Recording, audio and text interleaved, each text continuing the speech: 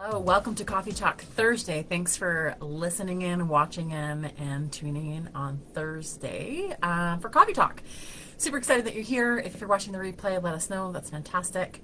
I want to talk today about my number one tip around communication. Now, this tip can go in intimate relationships. You can use it with kids. You can use it with your friends or whatever it is. But this is my number one communication tip. And the reason why this is my number one communication tip is because the source of so much conflict is how we enter into communication. It's our idea of how we do communication that actually sets us up for conflict. And it sets us up for having this mindset that the way that we communicate with each other is actually a finite thing. So it has a time and space, it has a beginning, a middle, and end, and then it's over. And what this does when we enter communication this way is it brings up the sense of anxiety and worry that we have to get all the things out at the same time. We have to make our arguments and our position in that one moment, and then that's the end of it. But what if you could see communication as infinite? What if, with the people in your lives, the conversations you're having is actually one really large, long conversation that you can always go back to? What if you could go back to a conversation that you've had? What if you can go back to a conflict that you've had and talk to that person about something you've been thinking about? So what does that sound like? It sounds like having a conversation with someone, let's say it's your partner, and a few days later going back to the conversation and saying, hey, I was really thinking about our conversation the other day, and what I was left wondering is this. What I was left thinking was this. And you can reignite that conversation with reflection that you've had. So you've had time and space to have some reflection. What it isn't, it's not about bringing up the past around having fights around, 5 years ago you did this, or 2 years ago you said this. It's not what I'm talking about. It's not about bringing things up as weapons in conversations or as a way to hold your position when you're having conflict and you're both on separate sides. So communication's about being on the same side, being on the same team, and having a collaborative engagement. So if we look at conversation and communication as an infinite thing, as something that we're always engaged in, then we can always go back to something. And what that does is it allows us to not have unresolved conversations. It allows us to not get stuck in something in our heads or in our minds around, well, I wish I would have said this and I could have said this, but now I think this. Or having a difference of opinion or having a different emotion after having the conversation, changing your position. There's all these things that come in communication. Communication is this wonderful thing that we do with other humans. It's what we're built to do. It's in our DNA, is to find ways to communicate with each other.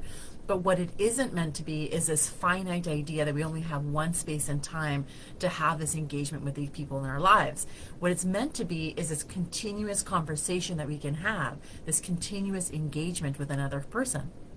So what that means is we can always go back to a conversation. So no conversation is actually really over. We can even have these conversations with people who have died.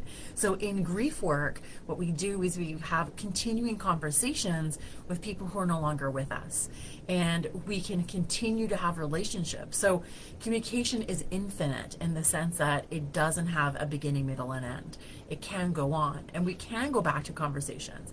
So I challenge you to think about, what conversations have you been having? What kind of communications have you been having that you wish you could go back to, that you could wish you could reignite with that person to say, I've really been thinking about what we talked about the other day, and what I've been reflecting on is how I feel upset, or how I feel disjointed, or how I feel loved in this way. We can always go back to conversations, and you can reignite these things.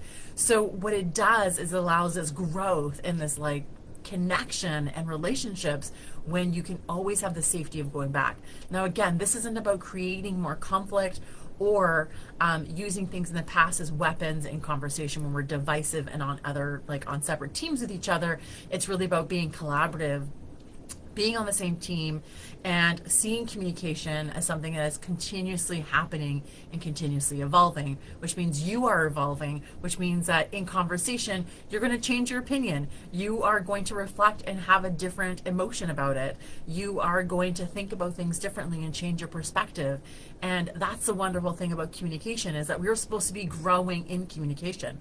So, when two people need to be changed when we have communication with each other, there needs to be growth. And in that, we have the ability to go back to it to say, hey, I really would like to talk about this a little bit more, or this one little aspect about it a little bit more. Or I'd like to say that my perspective has totally changed and I wanted to share that with you. We need to engage in communication that is infinite, that is continuously happening. What it does, it gets rid of the anxiety, it gets rid of conflict in relationship, and just allows you to be human, and that you don't have to have it all figured out in this one conversation with this one person and have all your arguments or everything ready. It allows you the ability to sit and listen and to really be present and not be so worried about how to respond, but we can be more concerned about how to listen. So that's my number one tip to you, is to really start to think about communication as an infinite thing versus a finite thing. And how would that be different to you if you knew you had permission to go back to conversations, if you could go back and revisit things in a way to create more growth and connection and maybe resolution of some issues, or just to share some of your insights along the way. I hope you found that helpful, and I hope you have a fantastic day.